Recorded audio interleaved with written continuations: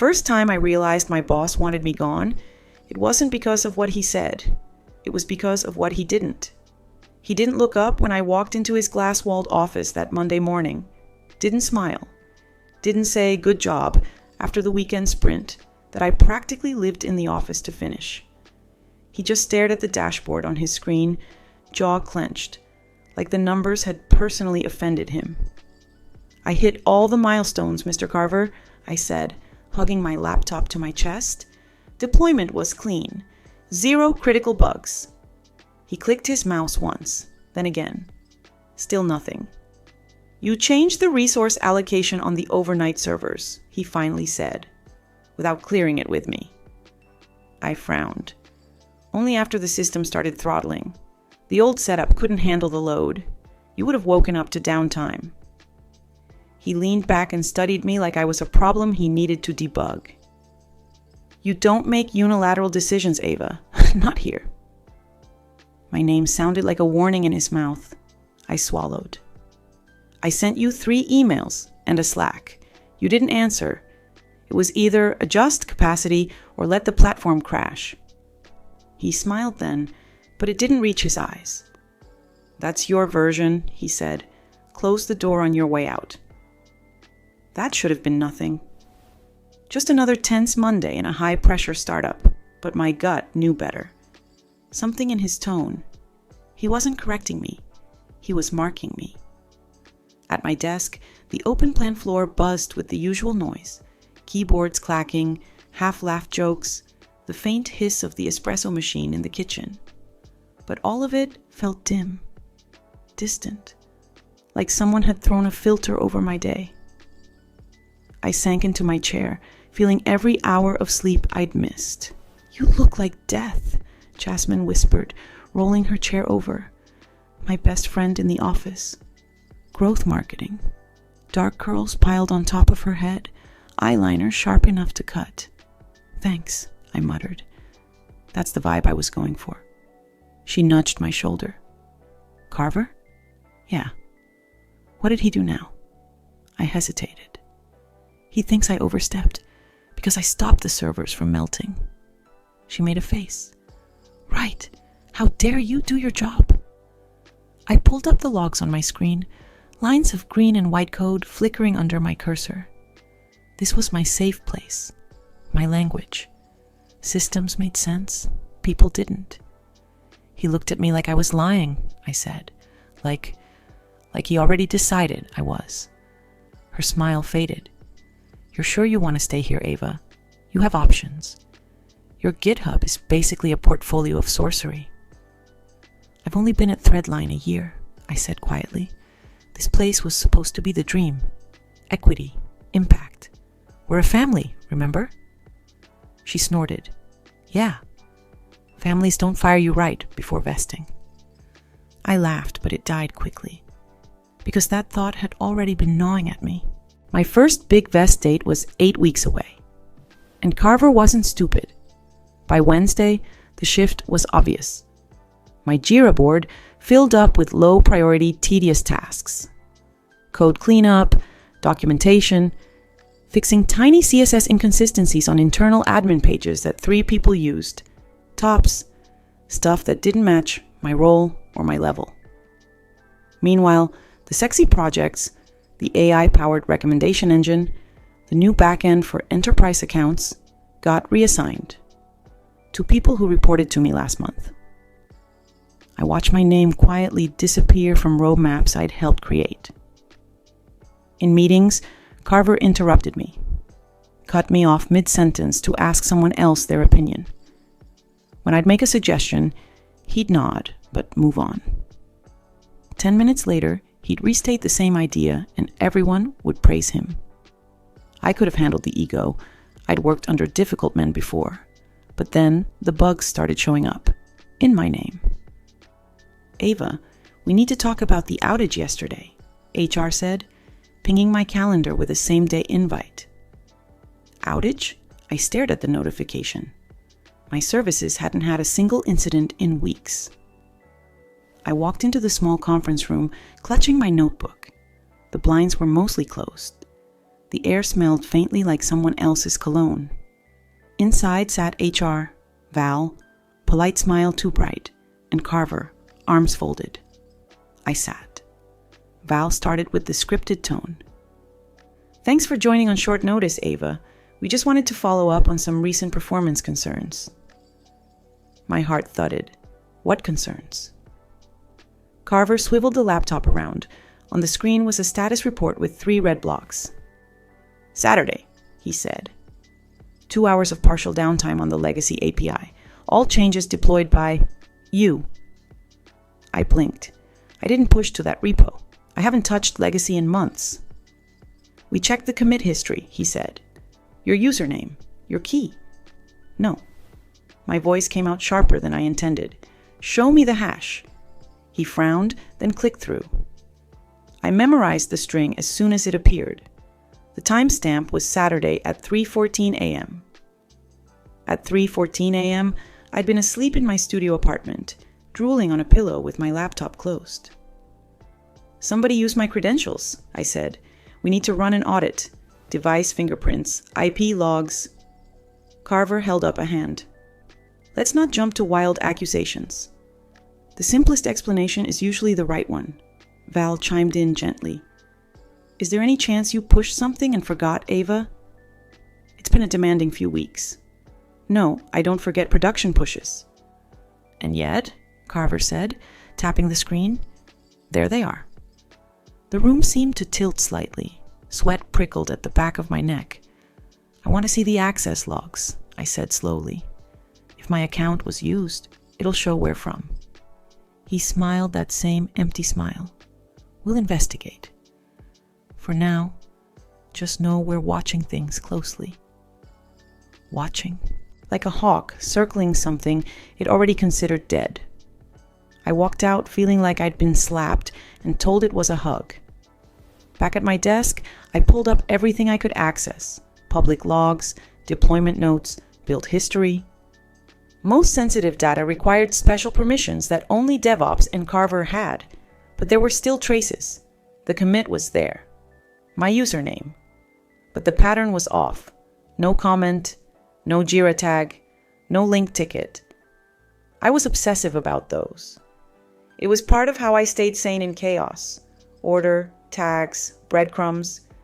I dug deeper, my fingers shaking over the keyboard.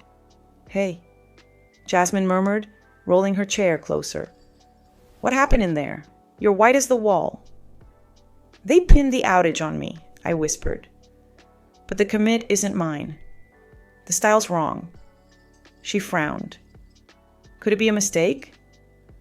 I shook my head. This is surgical. Whoever did this knew exactly how we log events. They left just enough to point to me, but not enough to be obvious. She looked around, lowering her voice. You think someone's framing you? I exhaled slowly. I think someone's clearing their path. My vest is close. My projects used to be high visibility. If they want me gone, the fastest way is performance issues. Jasmine cursed under her breath. You need to document everything, she said. Every weird thing. Email it to yourself, outside the company. I already started, I replied, surprising myself with how steady I sounded. Because I had. The first time Carver took credit for my work in front of the CEO, I'd gone home and typed the whole meeting into a document. Dates, times, exact words I remembered. It felt paranoid then. Now it felt like survival. That night I stayed late. When the office thinned out and the hum of chatter faded to a distant murmur, I slipped into one of the side rooms, shut the door, and opened the internal security dashboard. I technically wasn't supposed to have access. But not supposed to and not able to are very different things when you've built half the company's infrastructure. Within minutes, I was staring at a login history table, rows of timestamps, IP addresses, device IDs I filtered by my username. There it was. 3:14 a.m. Saturday. Access granted. From an IP block that didn't belong to my apartment, my phone, or the office. My pulse quickened. The device fingerprint didn't match anything in my profile either. It was similar, but off by just enough. A cloned environment, maybe, or a carefully spoofed one. Someone had gone to real effort to do this right, to make it look like me. A chill crawled down my spine as another thought hit me. If they could fake my credentials once, they could do it again. They could build a whole pattern of mistakes, a trail of broken things with my name stamped on every shard. I exported the log, encrypted it, and sent it to a private address I kept for things I didn't want on company servers. Then I did something I probably should have done weeks ago. I started a folder titled, "If They Try to Bury Me." Inside, I created my first file. Outage, false commit. I wrote down everything. Dates, times, what Val said, what Carver didn't, how his eyes lingered on me like he was already imagining the termination meeting. I finished the entry with a single line. They think I won't fight. It was almost midnight when I finally left. The elevator was empty. The parking lot outside our shiny downtown building was mostly dark, the city lights reflecting in the glass like a second world. As I walked toward my car, my phone buzzed. Unknown number. I almost ignored it, then answered. Hello? For a second, there was silence. Then a low, distorted voice said, "You shouldn't have looked at the logs, Ava." The line went dead. My fingers went numb around the phone. I stood there in the dark parking lot, breathing cold air, listening to the empty line like it might talk back if I waited long enough. It didn't. The call was over. No trace. Just that voice, low and warped, echoing in my head. You shouldn't have looked at the logs, Ava. The rational part of my brain kicked in first. Spoof number, voice filter. Could have been a prank. Could have been someone from the team being weird. But the rest of me knew better. Because the timing wasn't random. I turned slowly, scanning the lot. The glare from the streetlights turned my car into a pale blur. A rideshare rolled past, music thumping. Far off, a siren wailed. Nobody was watching me, and yet I felt watched. I unlocked my car with my thumb and slid inside, locking the doors before I even buckled my seatbelt. The interior smelled faintly of old coffee and the vanilla air freshener I kept forgetting to throw away. I stared at the dark windshield. If someone knew I'd checked the logs, that meant one of two things. Either they had access to the same dashboards I did, or they were watching me more closely than I thought. DevOps, security, Carver. You're not that important, I told myself. But money was. Reputation was. And I'd built a lot of the stuff that made both of those things possible for Threadline. On the drive home, my brain spun through every interaction of the last few months. Every harmless comment. Every delayed reply. Every time Carver had pulled me into a call that wasn't on the calendar so there'd be no record of what he'd said. You're passionate, but you need polish. You're technical, but you don't see the bigger picture. You're emotional. Investors need calm. Little cuts, all angled in the same direction. A story about me, a narrative. At home, my apartment felt off. Too quiet, too thin-walled. It was just a studio with a crooked window and a radiator that clanked in the winter, but it had always felt like mine. Tonight, it felt like a place someone else could break into. I checked the door twice, then my laptop camera, then the little black box of my router blinking in the corner. I changed every password. Personal, work, everything. Turned on every factor of authentication I could find. Security keys, backup codes, app prompts. Then I opened the folder I'd created. If They Try to Bury Me. The name made me angry now. It sounded defensive. Small, I renamed it. Carver. Just that. I didn't know for sure it was him, but my gut had stopped whispering and started yelling. I created a new document inside. Threat call, parking lot. I typed everything I remembered. The time, the exact words. How the voice sounded, like it was run through a bad podcast filter. How the call had ended after 6 seconds. 6 seconds to say one sentence. No breathing, no hesitation, no background noise. Planned. My fingers were moving faster now. I copied the security logs I'd exported earlier into the folder. Screenshots, timestamps. I annotated them like I was my own forensic engineer. If I treated this like an incident, the first rule was simple. Assume nothing. Prove everything. Around 2 a.m., my eyes burned. I forced myself to close the laptop. My last thought before sleep finally dragged me under was simple and sharp. If they want a story where I'm the villain, I'll give them one. Just not the one they expect. The next morning, the office smelled like burnt coffee and tension. We were 2 weeks away from a major partnership launch. Atlas Bank, a huge name, the kind of client that could turn Threadline from a noisy startup into a serious player.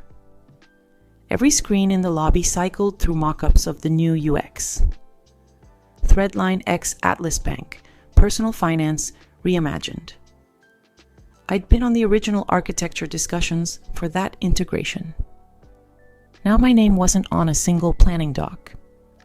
I walked past the glass conference rooms where execs huddled, voices low and intense. It felt like watching a show from outside the theater. I was still dressed in business casual, badge around my neck, laptop in hand. But I was already being written out. At my desk, a new calendar invite waited for me. Performance check-in, mandatory. No sender name, just HR team. 30 minutes. Today. I sat down slowly. Hey. Jasmine rolled over, balancing a mug in one hand. They pulled you into that too? Two? My chest tightened. You got one? She nodded. Half the growth team did. They're blaming us for last quarter's churn spike. Never mind that product missed half their promised features. Guilt pricked me, even though I knew it was misplaced. Product wasn't product to me. It was still my code humming under everything. Which room? I asked. B07, she said, then frowned at my screen. You're in C12. That's higher stakes. What's that supposed to mean? That's where they do the quiet firings, she said softly. Less foot traffic.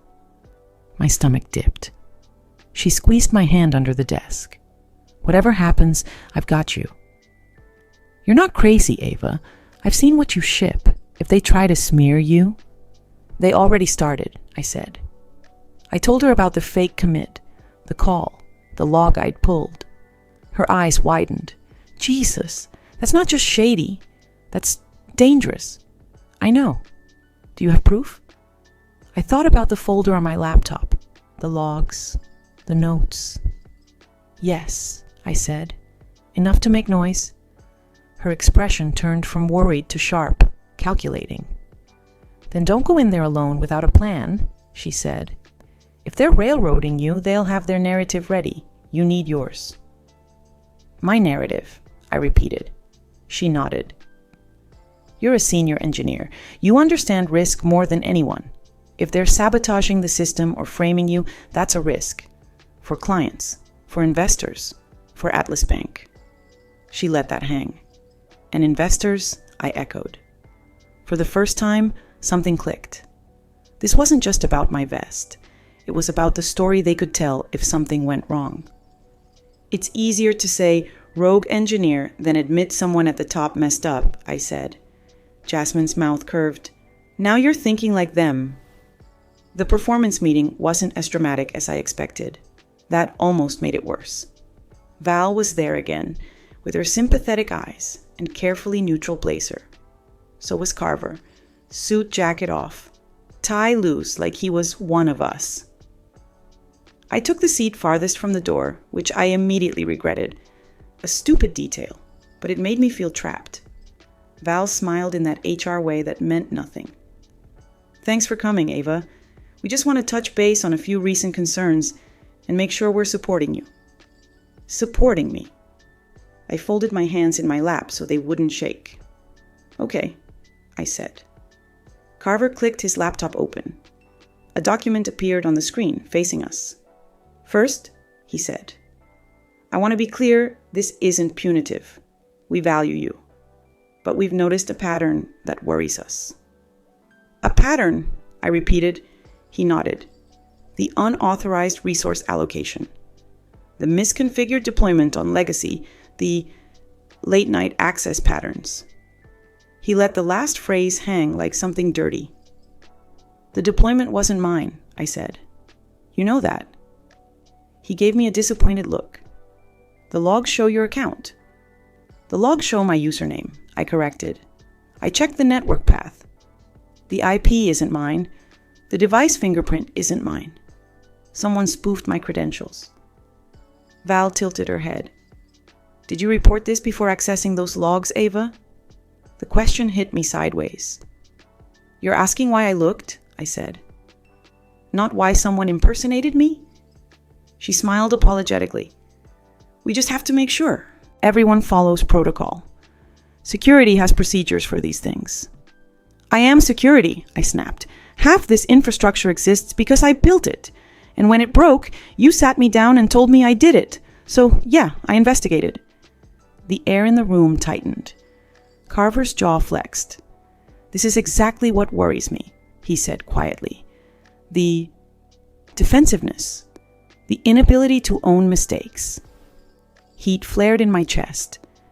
It's not a mistake if I didn't do it. He sighed. We're not going to argue technicalities. The bigger issue is trust. Trust goes both ways, I said. Val cleared her throat gently.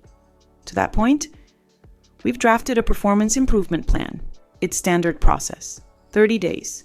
Clear goals. At the end, we reassess. I stared at the document as he scrolled. Bullet points blurred into each other. Reduce incident count. Improve cross-team communication.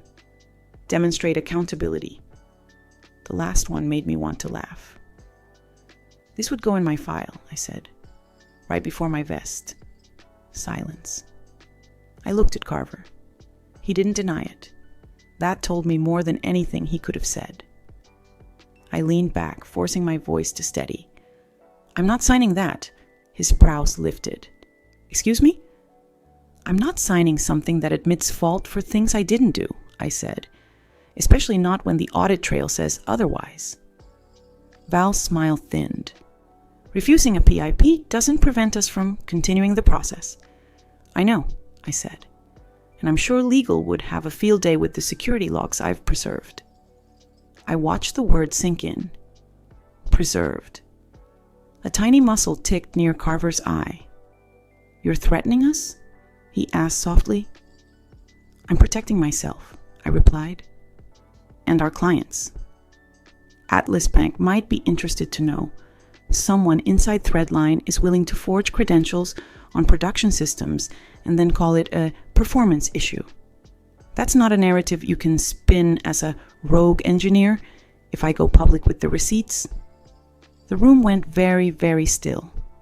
For a moment, I thought I'd overplayed my hand. Then Carver smiled. Not the fake, investor-ready smile I'd seen 100 times. Something colder. You're emotional, he said quietly. That's understandable, but making wild accusations won't help. He closed the laptop with a soft click. We'll give you some time to think about the PIP, he went on. End of day. After that, we'll decide next steps. He stood, effectively ending the meeting. I walked out on legs that felt like they belonged to someone else. In the hallway, my vision narrowed. People became shapes. Voices turned to static. Ava? Jasmine's voice cut through the fog. What happened? They're cornering me, I said. PIP now, termination later. Nice and clean. Her jaw clenched. What are you going to do? I stared at the Threadline logo etched in frosted glass on the wall. The tagline underneath. Rewriting the future of trust. My reflection looked back at me. Tired eyes, tight mouth. A person I barely recognized. I'm going to rewrite something, I murmured, but not the way they expect. That afternoon, I stopped trying to fix anything. No more frantic slacks, no more extra hours, no more quiet heroics. Instead, I did what I did best. I followed the data. Threadline's magic trick, the one that made investors drool, was its predictive integrity engine, a fancy name for a system that ingested user behavior, flagged anomalies, and surfaced trust scores in real time. I'd helped architect the first version of it back when we were 6 people in a sublet office eating cold pizza over whiteboard sketches.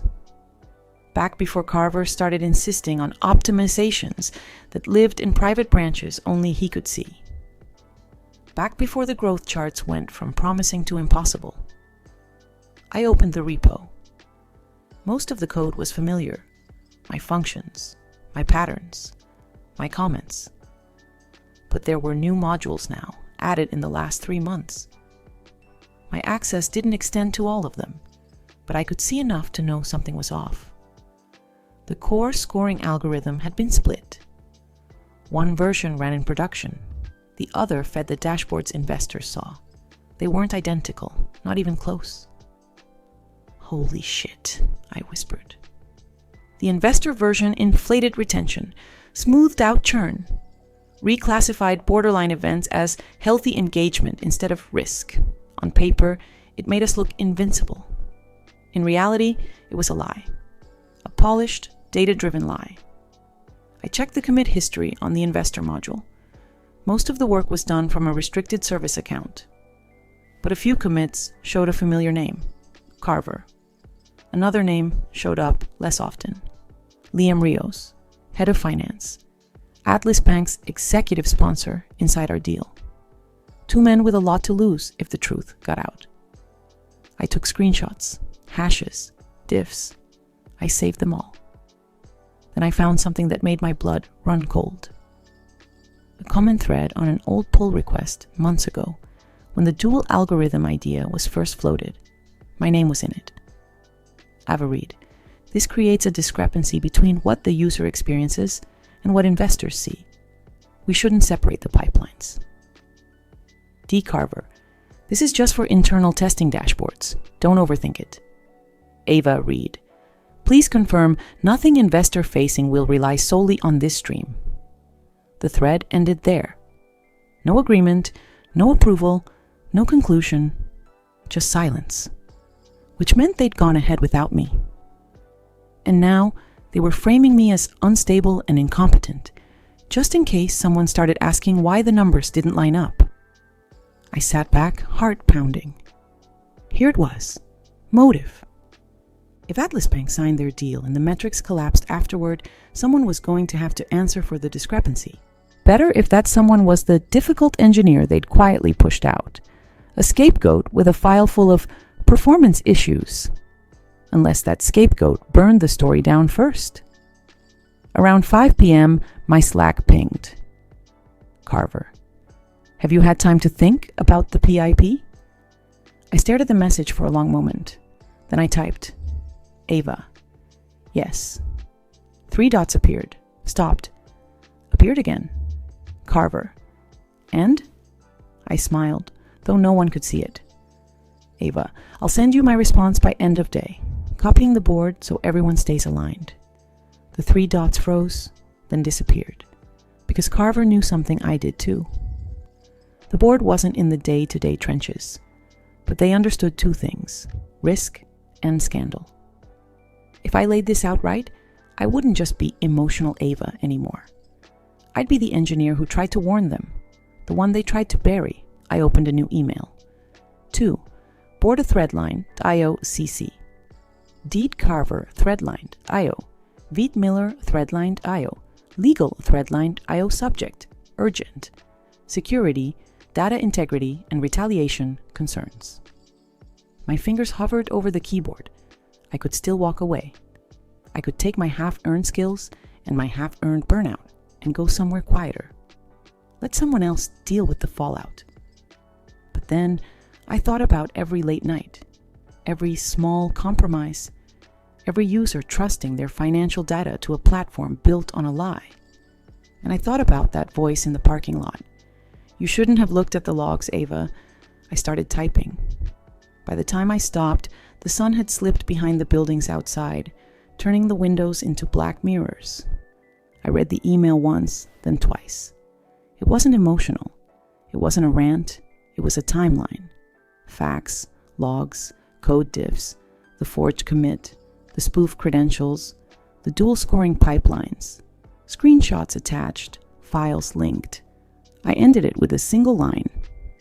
"I am deeply concerned that my recent performance concerns and proposed PIP are retaliatory in nature, intended to discredit me in advance of any questions about the misrepresentation of platform integrity and client risk. I am available to discuss in person, but for safety, I will also be preserving this email and all attached evidence externally." My cursor hovered over send. My heart hammered so hard I could feel it in my teeth. Then I clicked. The email vanished from my outbox. There it was, the point of no return. A minute later, my laptop screen flickered, then everything went black. For 3 long seconds, I just sat there, staring at the blank laptop screen like it had personally betrayed me. Then my brain kicked into survival mode. Black screens don't just happen. Not at the exact moment you send an email that could destroy 2 executive careers, derail a multi-million-dollar deal, and shine a bright, ugly spotlight on the company's entire core product. This wasn't a coincidence. Someone killed my machine remotely. Someone fast. Someone prepared. My pulse pounded in my ears as I closed the laptop and rose from my chair. Around me, the office hummed with the last hour's energy. People talking softly, keyboards tapping, someone's late latte steaming on a desk. I slipped my bag over my shoulder, keeping my face neutral, calm, unbothered. I didn't let myself look toward Carver's glass office because I knew he'd be watching for exactly that reaction. If he'd seen the email hit the board's inbox, and I was sure he had, he'd make his next move quickly. I needed to be quicker. I walked out like nothing had happened, like I wasn't holding digital dynamite, like I hadn't just turned myself from prey into something far more dangerous. The elevator doors closed behind me with a soft, metallic sigh, and for the first time in days, I exhaled. When I reached the ground floor lobby, the night security guard, Ron, waved at me. "Working late again, Miss Reed?" I forced a smile, trying not to. "Get home safe," he said. "You too," I replied, even though he wasn't going anywhere. Outside, the cold air slapped me awake. I started toward my car, then froze. My driver's side door was slightly ajar. Not much, just a fraction. The kind of gap you wouldn't notice unless you were looking for it. A warning disguised as an accident. My heart slammed against my ribs. No way I was putting myself inside that car. No way I was touching it. I backed away slowly, scanning the lot, the sidewalk, the shadows behind the shrubs. Nobody. But that didn't ease anything. I turned and walked, fast, toward the street, toward the busier blocks near the restaurants and bars. I didn't look back until I'd made it 3 intersections away. Only then did I let myself breathe. My phone buzzed. Unknown number. Of course. I didn't answer, but I listened to the voicemail when it came through, because I needed to know how deep this ran. The same distorted voice from before spoke. "Ava, you need to stop." A pause, then, "This isn't about you." Click.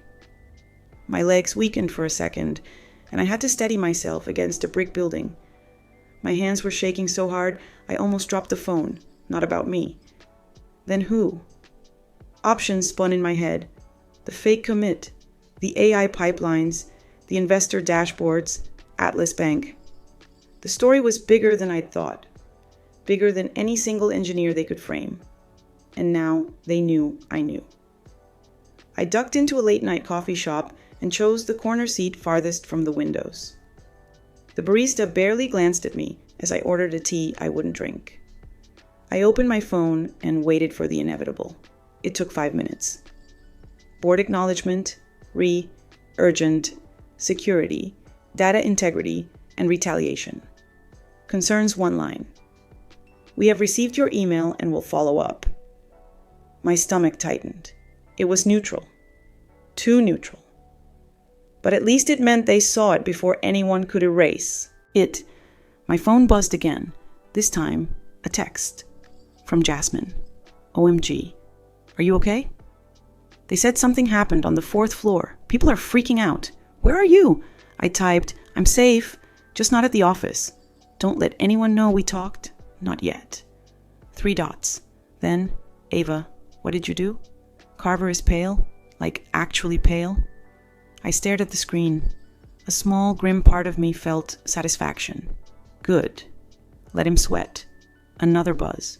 This one from an unfamiliar email address. No name, just a single sentence in the preview. If you want proof, come alone. My blood iced.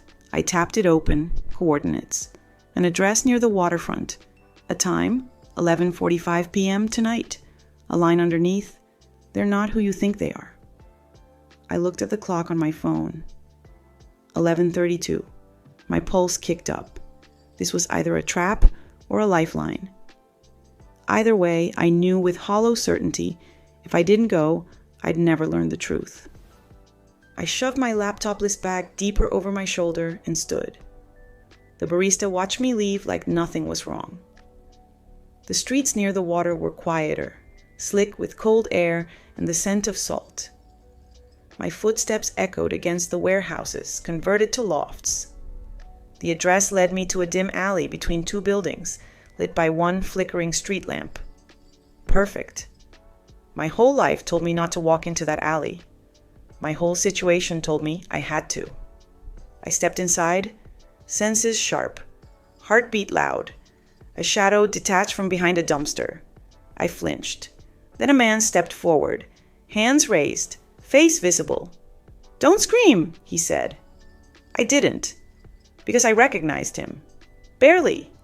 He'd left Threadline 8 months ago, quietly, with no announcement. A senior DevOps engineer named Samir. Smart. Quiet. The type people forgot until something broke. "What are you doing here?" I whispered. "What you should have done months ago," he said. There were dark circles under his eyes. He looked older, thinner, like he'd been living in the shadows he was warning me about. "I saw your email," he said. "To the board. They'll try to bury it, like they buried mine." My breath caught. "You sent one too?" "Before they forced me out," he said. "Before Carver found out I'd discovered the dual pipeline." My chest tightened. "You knew," I said. He nodded. "And they needed someone to blame, someone expendable." "Me. And me," he said quietly. I didn't go quietly enough. There was a threat against my family. A break-in that wasn't a break-in. I fled. My stomach twisted. "Why contact me now?" "Because you're the first one who fought back publicly," he said. "The board can't erase multiple whistleblowers without drawing attention." I hated how much sense that made. "Samir, what do they want?" I asked. He stepped closer. "It's not just about investor dashboards," he said. "It's about Atlas Bank. Their automated fraud detection system will rely fully on Threadline's trust engine. If the numbers look too good, if the predictions show no risk, Atlas signs a much larger, multi-year deal." "But the predictions are fake," I whispered. "Exactly," he said. "Carver and Rios inflated trust scores to secure the final negotiation. They manipulated the system months ago. But if the truth leaks now, the deal collapses. Millions vanish. Their careers burn." "And I'm the perfect scapegoat," I said. He nodded once. "They've already written the narrative. Disgruntled engineer sabotages the trust engine in retaliation after performance issues. They needed evidence, so they created it." "The fake commit," I said. "And there would have been more," he said. "Enough to justify termination for cause.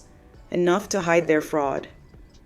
For a moment, the cold air pressed in around us, thick and suffocating. "How do I stop them?" I asked.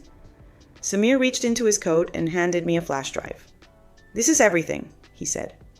"Logs, version histories, internal emails, Slack exports, screenshots, timestamps, proof of the altered algorithm, proof of the investor dashboard fork, proof of who authorized what." I stared at him. "Why give it to me?"